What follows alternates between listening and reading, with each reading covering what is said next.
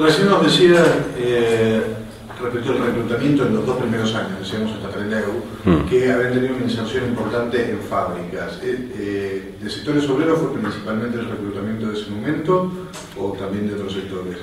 No, en ese periodo, fundamentalmente, en ese periodo, más que en fábrica, fue el movimiento estudiantil. En ese periodo, si bien también hubo en fábrica, en realidad en fábrica el reclutamiento mayor empezó después del 72 y sobre todo en el 73. ¿Y en ese periodo en qué ciudades principalmente, en el 71 y 72? Estamos hablando hasta el 73. Sí, para mí hay un periodo clarito en el 60 al 73, con fundamentalmente fue Córdoba, de lejos, Rosario, podría decirse en segundo lugar, una cosa, ese periodo, ¿no? Tucumán, y recién después de eso Buenos Aires y Gran Buenos Aires. ¿Por qué Córdoba tan fuerte? Bueno, que tenía que ver con la situación de Córdoba, Córdoba era el punto más, bueno, Córdoba era una ciudad agitada todos los días, entonces siempre fue así. A partir, digamos, por lo menos del 66, Córdoba era el lugar de reclutamiento generalizado. Recién en Buenos Aires se agitan las cosas a partir del 73, la verdad. ¿Eso tiene que ver con los sindicatos combativos de Córdoba? Claro, sí, estaba Citrac, teníamos gente en Citrac, acuérdense que estaba Citrac, los sindicatos combativos, todo lo que fue el Cordobazo, la diferencia cualitativa que hay entre Cordobazo y Rosariazo.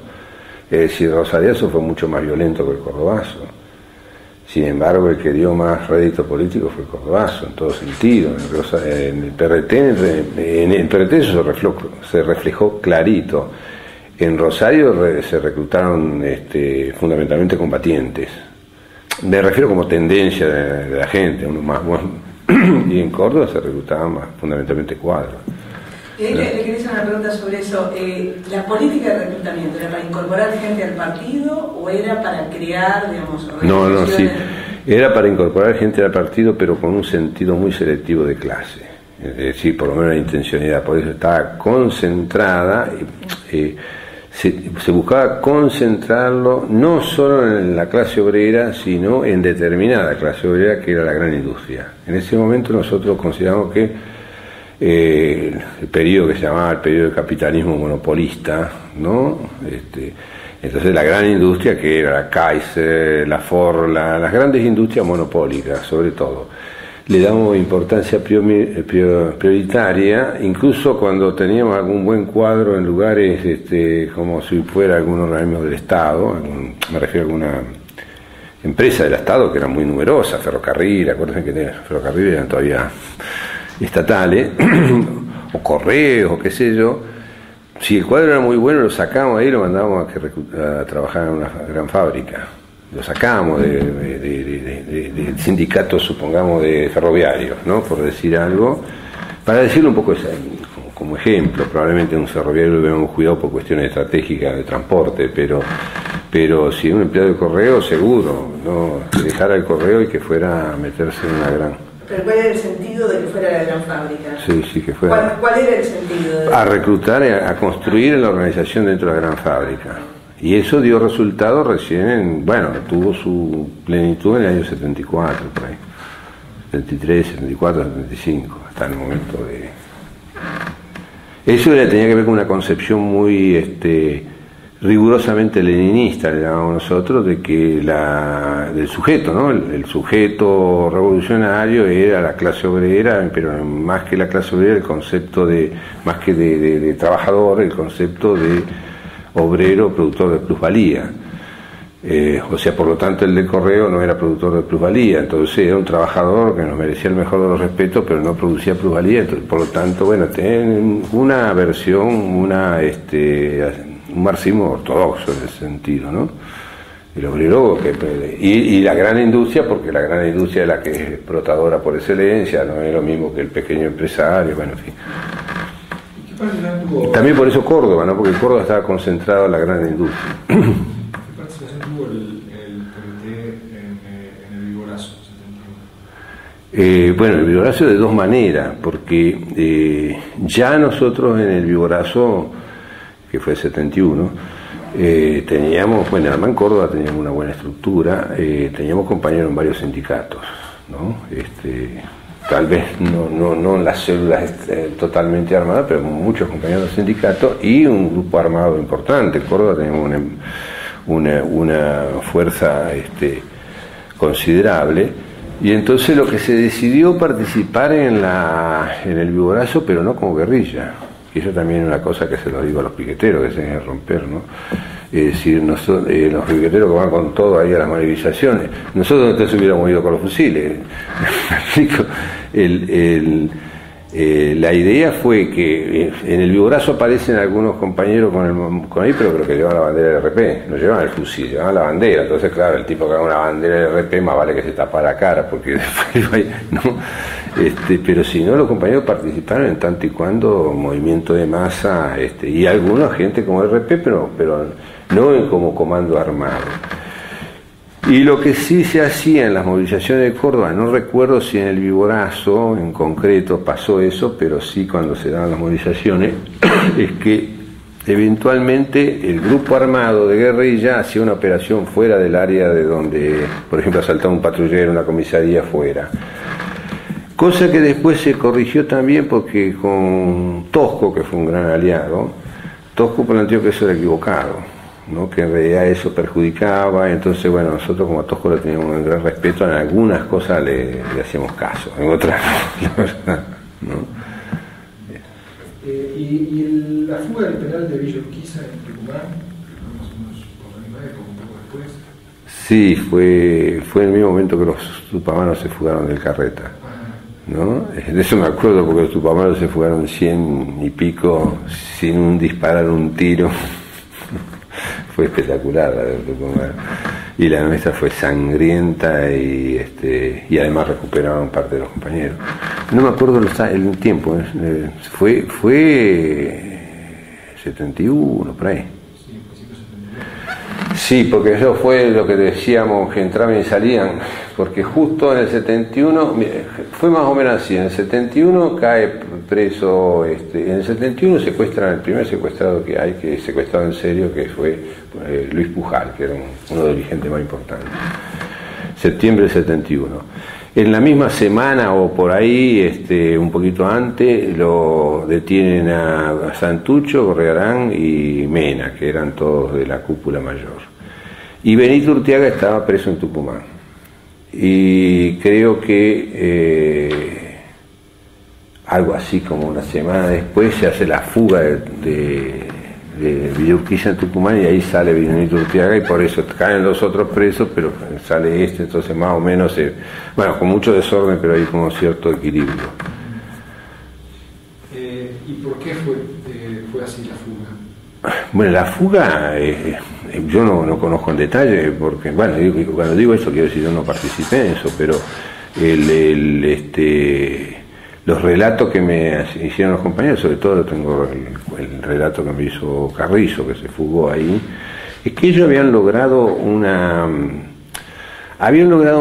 relajamiento muy grande de la guardia. Bueno, por empezar, que la regla de todo que caía prisionero era fugarse, es decir, la diferencia que había era esa, que como el prisionero de la guerrilla, el primer deber es fugarte. Cuando vos sos prisionero sindical, preso sindical, y eso, bueno, que el sindicato te saca, me explico. Digo porque esto se dio entre ley cuando Tosco no salió después. Tosco no salió por un acuerdo total que Tosco no tenía que salir. Bueno, pero si quería salir con nosotros, que saliera, pero quiero decir, entendíamos que él no saliera, porque él tenía el nombre del sindicalismo legal, nosotros estábamos jugando en otra cosa. Entonces, primero porque el que cae ya sabe que el primer deber es fugarse de alguna manera, el primer pensamiento es fugarse. Entonces se organizaban en la cárcel siempre esa cosa para fugarse, y ahí logran un buen relajamiento de la guardia, es decir, un buen contacto con la guardia, que se traían cosas, y por supuesto a raíz de esos contactos logran ingresar armas. Pues no conozco en detalle, pero sí conozco el desenlace trágico, porque, bueno, como te digo, me lo contó Carrizo, que ellos cuando ya avanzan con la fuga, a ver si cuando toman la decisión ellos de fuga, cuando entran en operaciones, bueno, que ya están armados, dominan es decir, quieren dominar la guardia, o sea, como se dice, aprietan a la guardia con armas, es decir, supone que la guardia tiene que levantar las manos, es decir, esperaban y la guardia se resistió, pero más que por disciplina, probablemente que por disciplina, por un problema de reacción machista, por decirlo así, de combate, digamos, del tipo.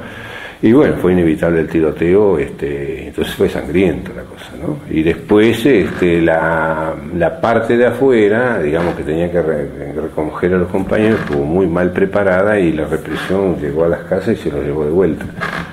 No me acuerdo ahora la cifra, pero me parece que se habían fugado como 16, recuperaron 8, una cosa así. De eso no me acuerdo. Para las caídas, sobre todo de la cúpula, ¿ustedes pensaban que había infiltración? ¿En aquel momento? No, era que estábamos toda la cabeza.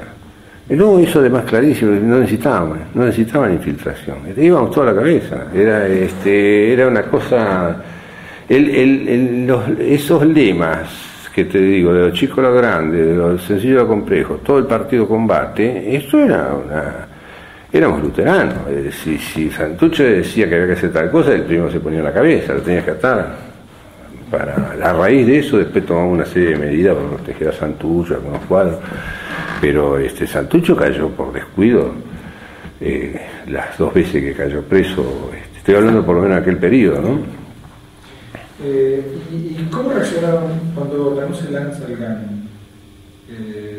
¿Cómo reaccionaron el PRT? ¿Qué pensaba que iba a suceder con él? Que era una engañifa total, esa palabra se usaba.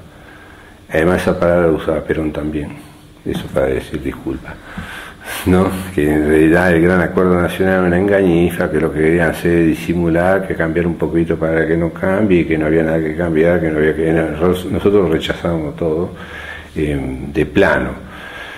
Lo que ocurre que, si bien podía ser cierto que era una engañifa, que creo que sí, que era cierto, que intentó ser, lo que nosotros no vimos es la política en su dinámica, que eso que Lanús se propone hacer como o el poder en ese momento engañifa, bueno, por todas las condiciones que se dan en la Argentina, por la lucha como se da, por la guerrilla misma incluso, por todo, por la habilidad de Perón, donde se transformó en una verdadera apertura. Es decir, lo que fue intención... ¿Ustedes no esperaban una apertura en ese momento?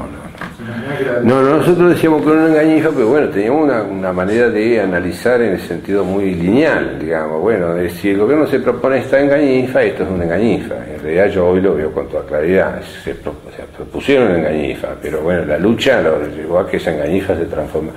Y nosotros eso no lo vimos. Apenitas si pudimos reaccionar bueno, hay muchas disculpas para eso también. Es cierto que como era en el momento donde teníamos la mitad de la dirección presa, lo de Trelew, todas unas mezcolanzas ahí que no teníamos ni siquiera momentos de reflexión, ¿no? Pero bueno, hay un elemento esencial de la visión lineal de la política. ¿Ustedes no distinguían a Lanús respecto de otros sectores militares más duros? Menos, bueno, sí, pero eran, como decíamos, diferencias secundarias. Bueno, que bueno, alguna virtud tiene eso, tampoco dijimos que Videla era democrático. Yo no quiero ser malo, pero bueno, decimos cosas malas, pero también a veces somos extremistas, pero bueno. No distinguir que tiene sus virtudes. Sí. Ahora, cuando llegamos a Trelew, ¿no? Porque Trelew genera un impacto muy fuerte en la opinión pública.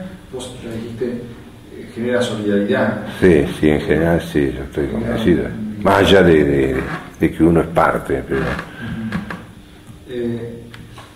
ahora, la reacción inmediata de la organización del PRT, ¿cuál fue? En realidad lo que fue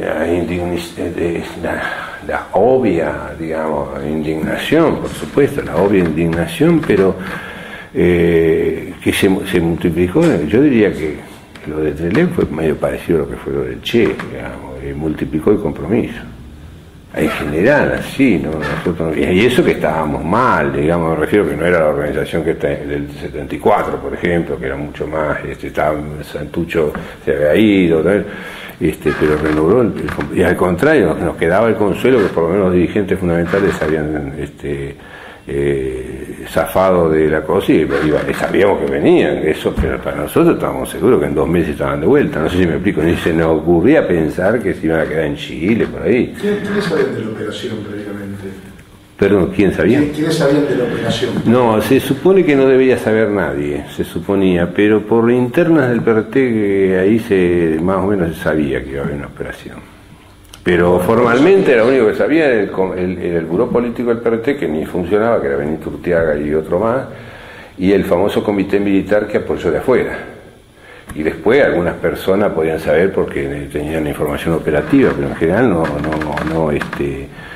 Pero nosotros teníamos idea, en realidad no se filtró la operación, pero se filtró porque previo a la operación hubo una discusión sobre si, que cayó como medio bizantina, sobre si el secretario general, el comandante del RP prisionero, seguía ejerciendo el mando o no. Sí, entonces es lo mismo que cuando están en el exilio, ¿no? Lo mismo, está desde el exilio, dirige de adentro de la cárcel. Y yo y muchos compañeros opinábamos de que las cárceles eran un lugar más de lucha y que sí que seguían siendo los dirigentes y que había comunicaciones, que se mandaban las cartitas, que por supuesto que en decisiones concretas, operativas no podían tomar, pero y había toda una discusión y a raíz de eso porque sospechamos, porque en realidad la discusión se dio porque el proyecto de fuga, como se dio, más allá de lo de Trelew, después me refiero a lo de Rapson, fue un proyecto pensado por la gente de adentro de la cárcel. Y el proyecto que no se aprobó fue el de afuera de la cárcel. Entonces era bueno, cuando le traen a Benito Urteaga los dos proyectos, Benito Urteaga dice, Santucho el que manda. Bueno, me explico. Y los otros que tenían que operar de afuera es como que iban de mala gana. Iban por disciplina. La elección hecha por disciplina, digamos, la elección de Urteaga por el plan de Santucho, ¿perjudicó o tuvo que ver con el fracaso de la operación? Y yo creo que sí, bueno, no se puede hacer una acusación, pero sí cuando no hay convencimiento afecta, por ejemplo, el caso para mí el caso típico es, ¿saben cómo fue la historia, no es cierto? Que cuando ellos logran tomar el penal, lo toman casi sin disparar un tiro y a lo último hay una resistencia de un centinela que lo matan ahí, Valenzuela se llamaba. Entonces el que estaba con los camiones afuera pensó que había fracasado todo y se fue. Entonces se quedó con la idea que fracasaba porque se quedó con la idea, o sea, hay está bien, puede haber sido ido por un acto de evaluación, pero si no está convencido, más fácil de que se vaya que si no se vaya, ese tipo de cosas me refiero, que tiene, sobre todo en ese punto, porque la operación es en ese punto donde tiene su punto más o las confusiones que hubo con los que venían con el avión, los que le habían dicho que tenían que tomar el avión, cuando aterrizan los ven venir a Santucho y los 6 con un uniforme casi se agarran a tiro porque pensaban que eran los conocían la cara, si por el avión estaba en la pista, estos se arrimaron ahí, que una patrulla militar, los de arriba casi no estaban convencidos tampoco. El hecho de que esta fuera una operación conjunta de 3 organizaciones armadas por lo menos, ¿significaba también alguna confluencia política? Porque esto se da al mismo tiempo que, digamos, a pocos meses del primer retorno de Perón. Sí. Respecto a lo cual supongo que ustedes tenían evoluciones muy distintas de las que tenían. Sí, seguro. Lo que vos decís está bien, porque en ese momento nosotros veníamos con muy buen avance con los montoneros y eso, que todavía no eran montoneros en una sola, eran FARC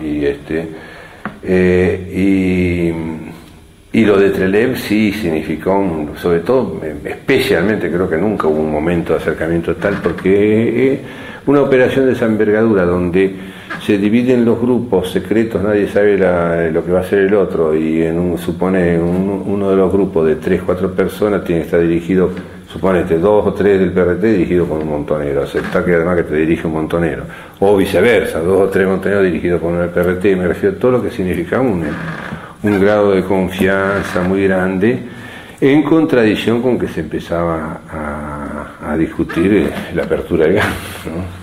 ¿Y ustedes qué pensaban, digamos, cómo evaluaban la inminente vuelta de Perón en ese momento? Mal, para nosotros era una desgracia. Claro, porque, bueno, las cosas que se dijeron en ese momento tienen algo de absurdo, cuando se dice Perón es el salvador del capitalismo. Y bueno, sí, la verdad que sí, pero y si justamente es su función, ¿cuál es el problema? Pero lo malo hubiera sido que Fidel Castro es el salvador del capitalismo. Pero nosotros lo acusamos a Perón de salvador del capitalismo. Entonces, claro que venía a salvar el capitalismo. Y bueno, el capitalismo jugaba nunca dijo que era comunista, no sé si me explico. Entonces, desde ese punto de vista, lo que sí nosotros nos dolían, nos resultaba muy, veíamos muy mal la acción de la posición de Montonero detrás de Perón. Porque, bueno, eso venía la discusión de la cárcel y todo, ¿no? Porque los montoneros discutían que ellos podían, bueno, esencialmente lo que discutían Montonero es que en el peronismo lo importante era el movimiento, lo cual todos podemos estar de acuerdo. Entonces nosotros decíamos, sí, pero un movimiento donde lo hegemoniza un líder indiscutido. Y entonces decían, no, pero ese líder indiscutido tiene que ceder. Nosotros tenemos que reemplazar a ese líder. O sea, y lo que nosotros cuestionábamos era esa tesis, que el líder no lo iban a reemplazar los montoneros, sino que iban a terminar. Bueno, la expresión se la dijo Santucho un día, ustedes van a dejar la sangre para la burguesía nacional. Entonces con eso nos peleamos.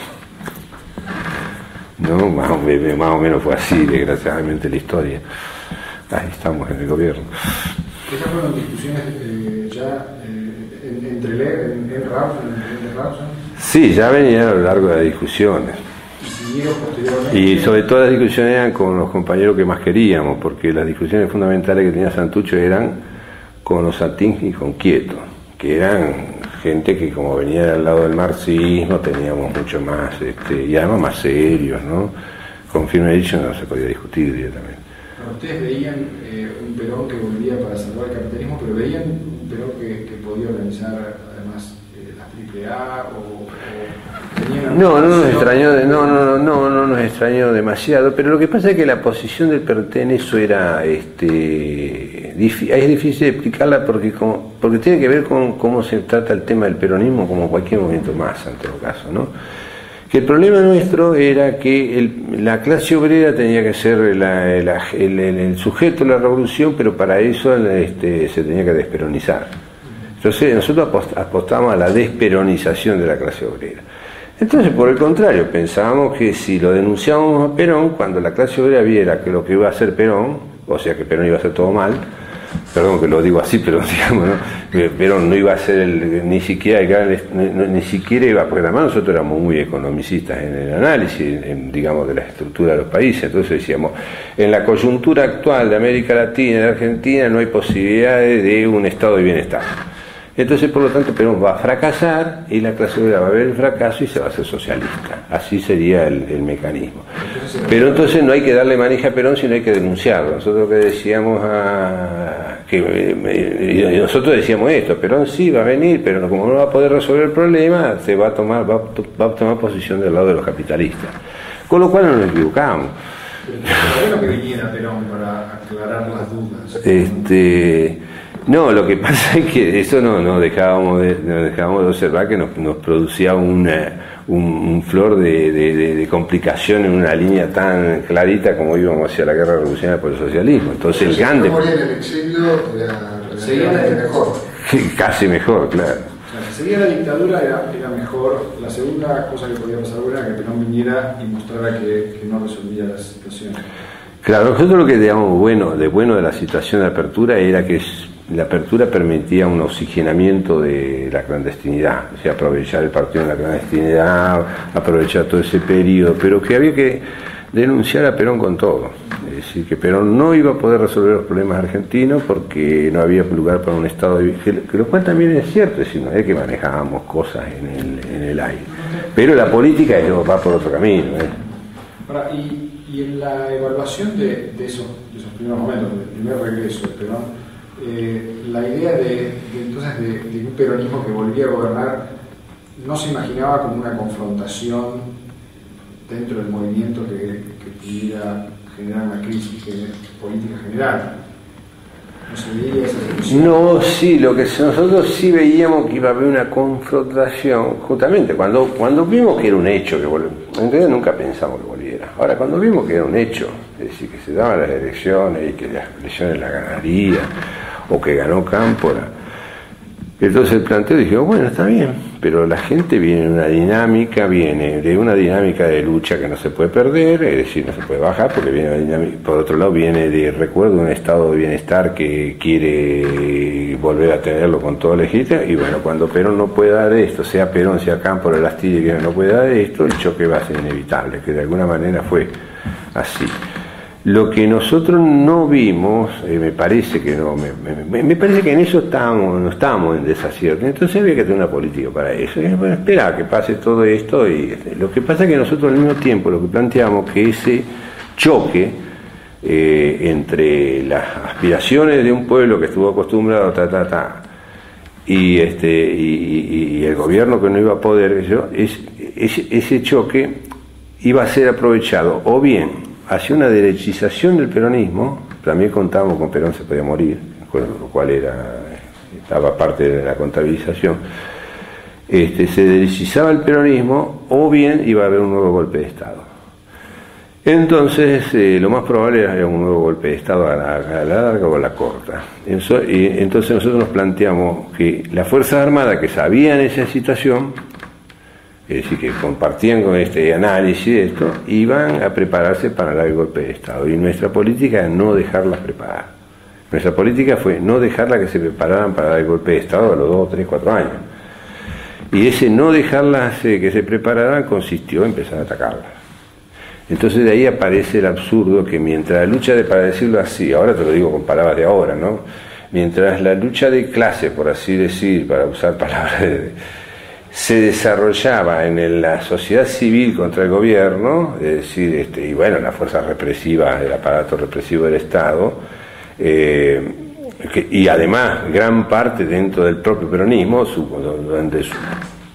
cuya expresión es Ezeiza máxima, nosotros atacábamos una fuerza armada que estaban en los cuarteles. Y en de alguna manera, pero al mismo tiempo también interveníamos en esto, por los sindicatos, me explico, también interveníamos, no es que estábamos haciendo una guerrilla por allá contra las Fuerzas Armadas, también interveníamos en esto, lo que da que entre el periodo que va del 73 al 76, que era el golpe de Estado, nosotros nos desgastamos en una guerra militar contra las Fuerzas Armadas.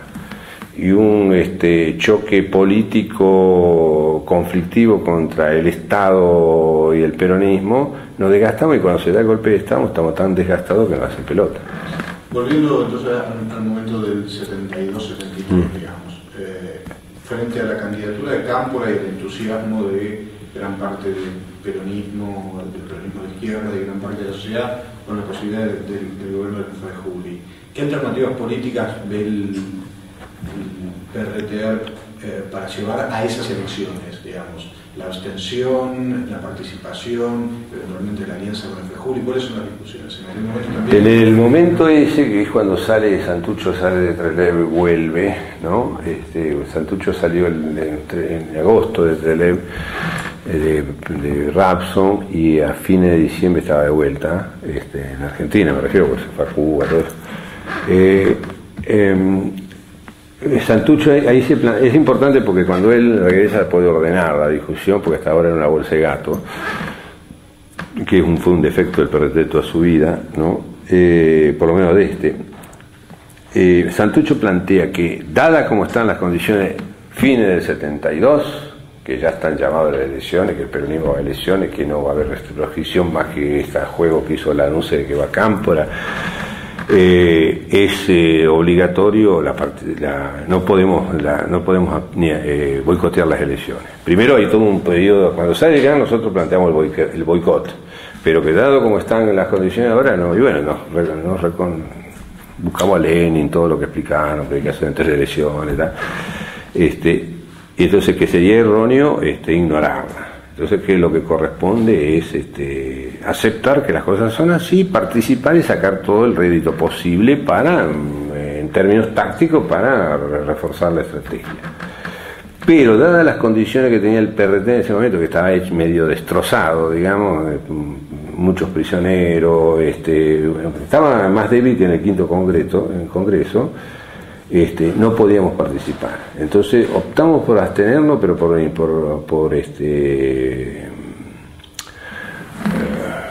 incapacidad, no por y lo dijimos así también, nos abstuvimos, porque la otra alternativa que se planteaba, bueno, ahí hubo dos planteos internos. Uno, apoyar el peronismo, y que a raíz de eso se fraccionó el PRT y salió el PRT 22 de agosto, que apareció ahí en la historia un tiempito.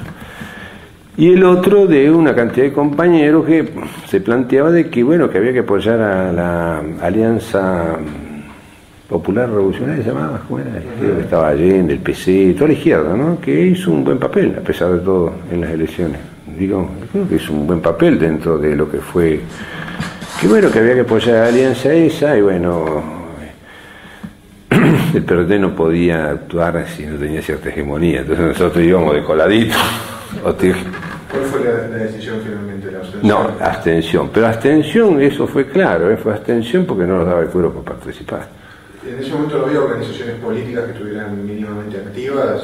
Sí, pero a nosotros nos daba, porque en general lo que pasó que en ese momento todos los aliados que nosotros teníamos estaban apoyando al peronismo, apoyando a alguien, es decir, los aliados se fueron con su... Después los recuperamos de nuevo. Cuando me refiero a los aliados, eran las fuerzas que teníamos más cerca, que era por ejemplo el peronismo de base. El peronismo de base para nosotros era la fuerza más afín que había.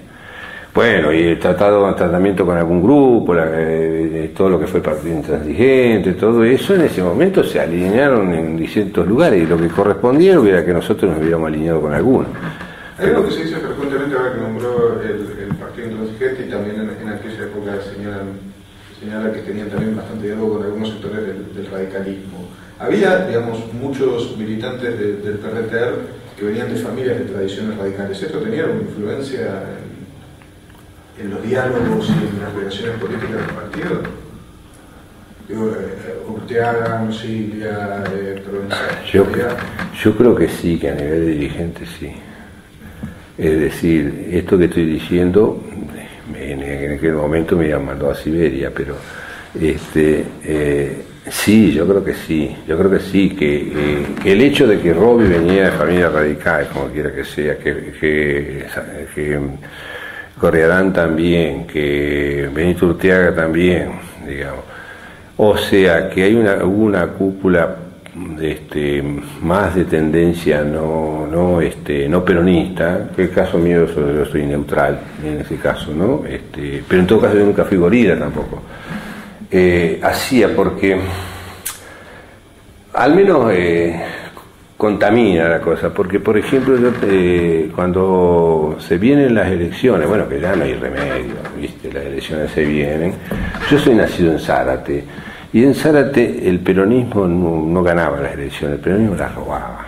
Es decir, yo me crié entre peronistas, todos mis tíos eran peronistas, entonces el peronismo es como si lo sintiera. Lo que pasa es que yo no fui peronista porque mi viejo se peleó con el peronismo en la época del partido antes, digamos, ¿cómo es? Del partido laborista. Bueno, fue de los sindicalistas de eso, y bueno, después en el 55 mi viejo, por supuesto, frente al Libertador estaba escandaloso. Pero te quiero decir, yo el peronismo lo mamé toda la vida, y cuando me recuerdo que veníamos de Córdoba, y se avecinaban las elecciones, yo me acuerdo que Robbie me dice, bueno, Santucho, me dice en un momento, ¿qué te parece, Luisito? ¿Cómo va? Digo, bueno, el peronismo va a robar. Pero yo lo podía decir con simpatía, sin simpatía. Yo estaba dando una opinión de me guste o no me guste, el peronismo iba a robar, como ya estaba acostumbrado que robaba, ¿viste? ¿No? Una cosa así. Ni tampoco me importaba si ganaba más, menos, eso, pero simplemente por eso. Y Robbie dice, ¿te parece? Mirá que...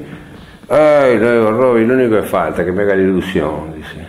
No, pero fíjate que Benito Urtiaga, dice, me estaba diciendo que quién sabe, porque la gente se ha animado mucho. O sea, de alguna manera estaban... De alguna manera, yo no digo que pudieran, pero de alguna manera no es como esa cosa que pasa a los seres humanos, que no, bueno, si les pasó a los sandinistas que no pensaron que podían perder.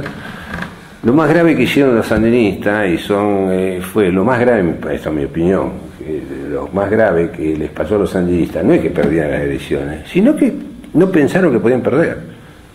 Y esas cosas pasan en los mejores hombres. Y por eso, bueno, me pregunté yo, que creo que sí que había una influencia como expresión de deseos, digamos. En todo caso, de ver los radicales como... Los radicales son una especie de... ¿cómo podríamos decir? Blandengues, flojos, no confiables, pero buena gente. Los peronistas son peligrosos. Cosa que yo en ese sentido no, porque...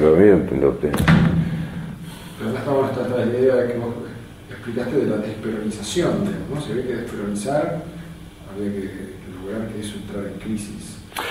Claro, también tiene que ver con la expresión de deseos. Si vos decís, bueno, yo también participé como viejo marxista ortodoxo de la idea de desperonizar, pero para mí desperonizar podía ser como desocialdemocratizar.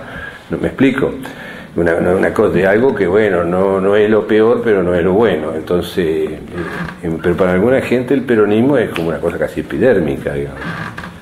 Volviendo un poco atrás, porque había un par de preguntas sobre el tema del Trelew que me parece que quedaron colgadas. Una es si después de la masacre ustedes imaginaron la hipótesis, trabajaron la hipótesis de que eso respondiera a alguna confabulación interna dentro de las Fuerzas Armadas para desbancar a la NUCI.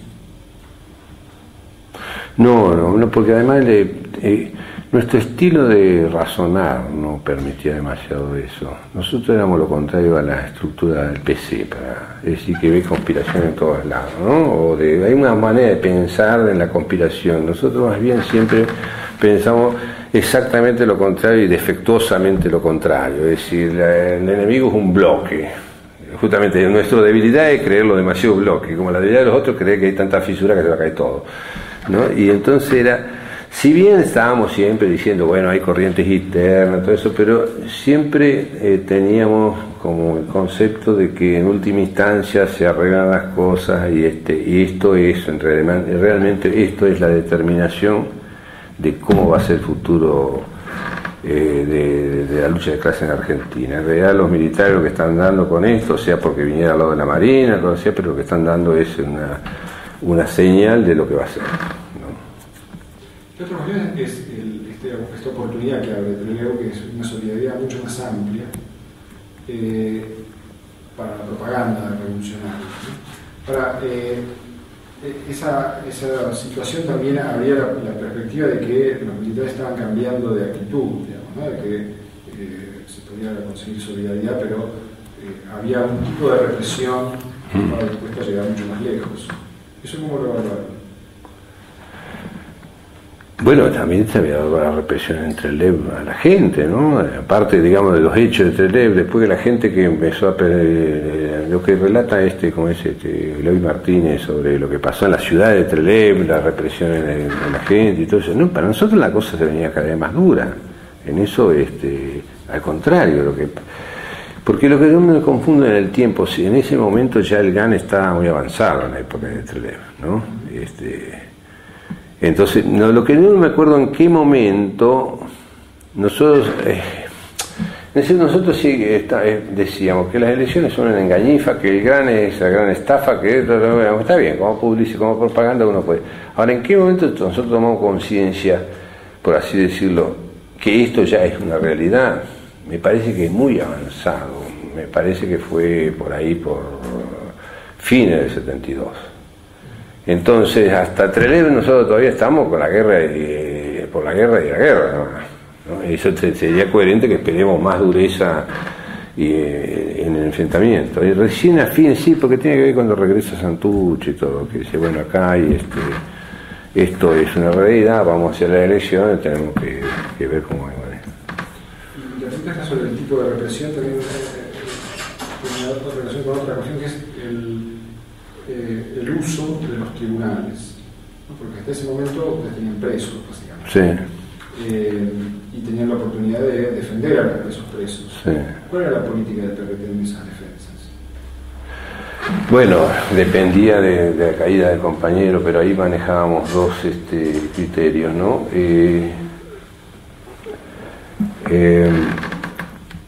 En general, es decir, si había posibilidad de hacerlo salir por el Código Penal, para decir, digamos, por la vía del Código Penal o del Código Civil, lo que como correspondiera, bueno, bien, pero sobre la base de reivindicarlo como preso político.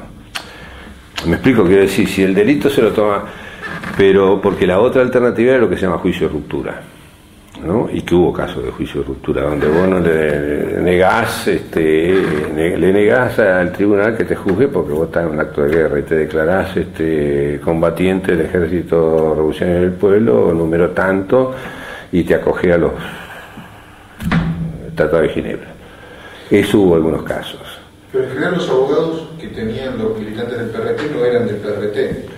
No, por lo general eran abogados que colaboraban con nosotros, no totalmente comprometidos.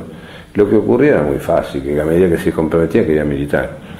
Eso también es cierto, es decir, reclutábamos compañeros, que pasa, porque tengo tantos abogados, es decir, cuando un compañero se vinculaba a veces por amistad, por simpatía, que sí, bueno, tomaba la defensa de los presos. Ahora, cuando tomaba demasiado contacto se empezaba a entusiasmar y después se hacía militante, entonces decía, no, quiero ser más abogado.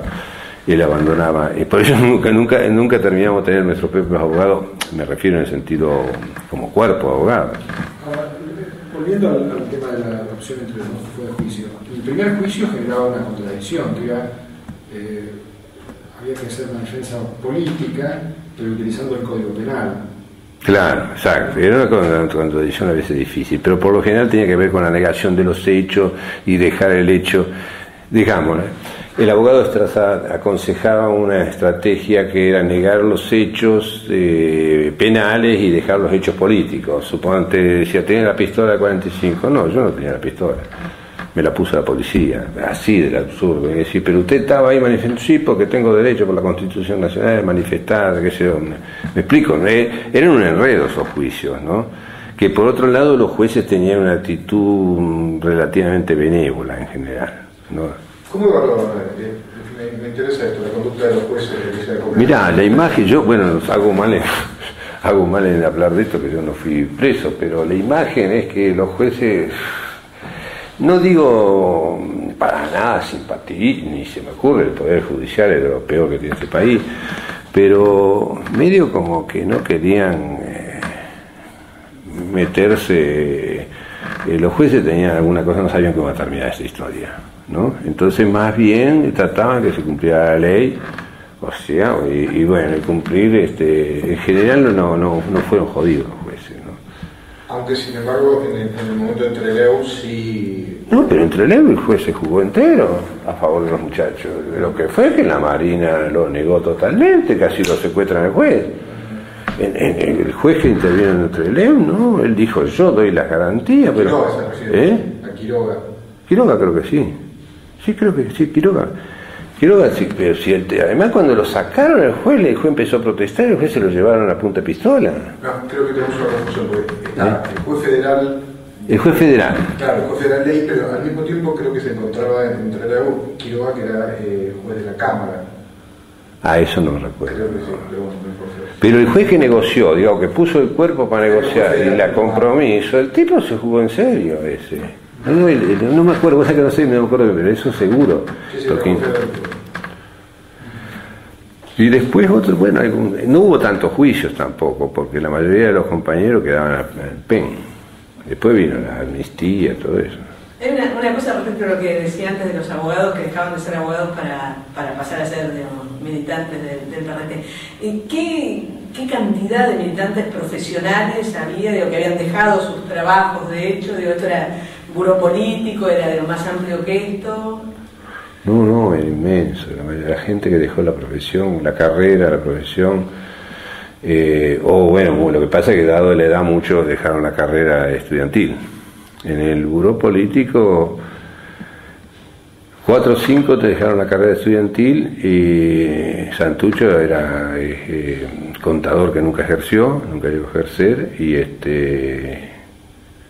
y bueno, ya, en general porque habían dejado la carrera, pero ya venían de militancia de antes. Y después profesionales, arquitectos, ingenieros, abogados. No, de la militancia. Sí, en la militancia sí, es un número muy grande, yo diría que hay como un 30%, muy grande, de profesiones o que dejaron la profesión o que realmente no ejercieron más porque no podían ejercerla, contadores, pequeños empresarios, administradores, tipo así. La gente que trabajaba, que había venido de trabajar en fábrica con usted, dejaba de sí, después los profesionales, los obreros calificados, que éramos muchos también. Sí, muchísima gente. Después de las elecciones se produce un acto muy grande, que es en Rosario, ¿no? Un acto del FAS. Sí. ¿Qué era exactamente el FAS? El FAS hizo varios actos, y por lo menos 4. Hizo un en Rosario, otro en Chaco, otro en Tucumán, hasta donde me acuerdo. Rosario, Chaco y Tucumán. Y el FAS pretendía ser, porque se llama Frente Antiperiodista por el Socialismo. Es decir, nosotros le habíamos copiado a los vietnamitas el modelo, digamos, que era el partido que dirige al ejército, y por un lado el ejército de aspectos militares, pero después la organización de las, que tiene que ver con el concepto de estructura de clase, ¿no? Es decir, el partido se supone que era la clase obrera, y como digo, la clase obrera industrial, no cualquier clase obrera, ¿no? En eso sí que era exquisito. Y pretendía ser, está claro, después había de todo, pero no importa. Pero la revolución no era solo la clase obrera, sino lo que llamábamos las clases oprimidas en el capitalismo, que eran la pequeña burguesía urbana, el campesinado y los pobres de la ciudad, que le decíamos a los que hoy llaman villeros, bueno, siempre dijimos villeros, ¿no? Los villeros. Más la clase obrera, 4 clases, digamos, que consideramos que eran las clases motrices, ¿no? Y entonces el organismo político para esas 4 clases, al no ser el partido, tenía que ser un mecanismo de frente, y a ese le llamamos Frente Antiperiodismo por el Socialismo, que metafóricamente se decía el ejército político de las masas. Ese frente, que nunca llegó a ser, por supuesto, no dejó de ser sellos de organizaciones, ¿no? En realidad lo que el PRT pudo más desarrollar fue el aparato del partido y los aparatos por la fuerza militante y por la fuerza militar y por la fuerza económica. Entonces no llegaron a ser un organismo de masa como fue que yo era la Juventud Peronista, ¿no? Pero llegaron a juntar bastante gente, como encuentros en Rosario, fueron como 20.000 personas. Era un encuentro importante, que bueno, una movilización. Además tenía la importancia de ser, tenía por un lado la ventaja y por otro lado la debilidad de ser fuerza militante. O sea, todo lo que fueron a Rosario eran fuerza militante. Cuando digo militante, no militante del partido, me refiero a gente militante, activa. Y la debilidad justamente es esa, porque yo lo que siempre sigo, digamos, lo interesante es cuando vos conseguís movilizaciones con gente que salgan los que nunca salen, como fue el 19 y 20 acá, digamos, cuando salieron los que nunca salen, ¿no? Pero bueno, es una fuerza relativamente, por lo menos, que te daba cierta capacidad de negociación. ¿Y por qué el FAS no se presentó en las elecciones? Después intenta presentarse, en ese momento además estaba todo embrionario, en realidad el FAS y eso surge después del 73, y cuando se dan las elecciones que va Perón de presidente, el FAS quiere, después de Cámpora, renuncia a Cámpora, que va Perón de presidente, y el FAS intenta hacer una opción independiente, Y me acuerdo que en una gran discusión, ¿no?, que hay quienes proponen una fórmula Tosco-Santucho, porque también Tosco también estaba muy cerca del FAS y eso, que Santucho dice que no, que es un disparate, y nosotros también decimos un disparate, Santucho no estaba para eso, digamos. Además porque no es siempre sacar al secretario, algo teníamos, viste, no siempre sacamos el secretario general para todo, viste como es la izquierda, que el secretario general es todo, bueno. Entonces Santucho no era eso, en todo caso seguía siendo el comandante, que sea. Y se propone una fórmula que fue, si mal no recuerdo, Tosco Jaime. Jaime era ¿lo ubican ustedes? Armando Jaime, el secretario general de la CGT de Salta, que la CGT de Salta venía a ser una especie de sucursal importante de la CGT de los argentinos, allá en la provincia de Salta. Me parece que fue a ayudar con la fórmula Tosco Jaime, que después, bueno, se hacían esos enredos electorales que ni me acuerdo cómo terminó la historia. Pero bueno, al peronismo no había quedado. ¿Cuál es el interés del PRT de ir a las elecciones? Acumular, nada más que el interés era absolutamente táctico y absolutamente, llamémosle, pragmático. Acumular posiciones, recursos, gente, sostén para la clandestinidad, no tenía nada que ver con la idea de que un compañero podía estar en función del Estado y hacer algo bueno para el país, porque estábamos por ello, no lo podía hacer. Entonces la misión era acumulación de ya teníamos bastante claro de que una organización clandestina solo se puede sostener con una buena inserción en la legalidad. Entonces, bueno, estaban fuerzas legales, pero poner compañeros escondidos ahí, ocultando, no poníamos los cuadros nuestros, poníamos compañeros de la periferia que no eran conocidos. Ante el triunfo de Cámpora, el PRT saca un documento algo ambiguo que anticipa cuál va a ser la posición frente al gobierno. Dice, bueno, este es un gobierno, no sé si lo llama popular, pero al que no se lo va a atacar, pero por otro lado, la guerra con las empresas multinacionales y las Fuerzas Armadas se mantiene. ¿Cómo se ve una contradicción, ¿no? Y ese documento, yo te diría, para decirlo en términos, ese documento salió casi de la manga, digamos, cuando digo de la manga salió como algo, porque tenía que ver con lo que vengo diciendo. Primero no creíamos, después tenemos el hecho encima, después no solo tenemos el hecho encima, sino que tenemos el gobierno de Cámpora. O sea, después lo que tenemos encima es que Cámpora lo primero que hace es las medidas que toma Cámpora, la libertad de los presos, para empezar, ¿no? Que eso no lo esperaba nadie, por lo menos nosotros no lo esperábamos. La libertad del 25 de mayo, cuando sueltan todos los presos, eso no lo esperábamos. Nosotros además discutimos a medio mundo, que eso no iba a ser así. Bueno, después Cámpora nombra a 3 o 4 ministros repiola, Gerbar, a pesar de que nosotros no queríamos Gerbar, pero bueno, Gerbar no era Martínez Dios, ¿no? Rigui, que había quemado los instrumentos de tortura, en fin, hay una serie de medidas que son evidentes, es decir, y cuando nosotros tenemos esas situaciones en caliente así, desde la interna, de distintos lugares de la regional del partido, hay voces que empezaron a decir, bueno, ¿qué hacemos? Esto no es lo mismo que antes, qué sé yo.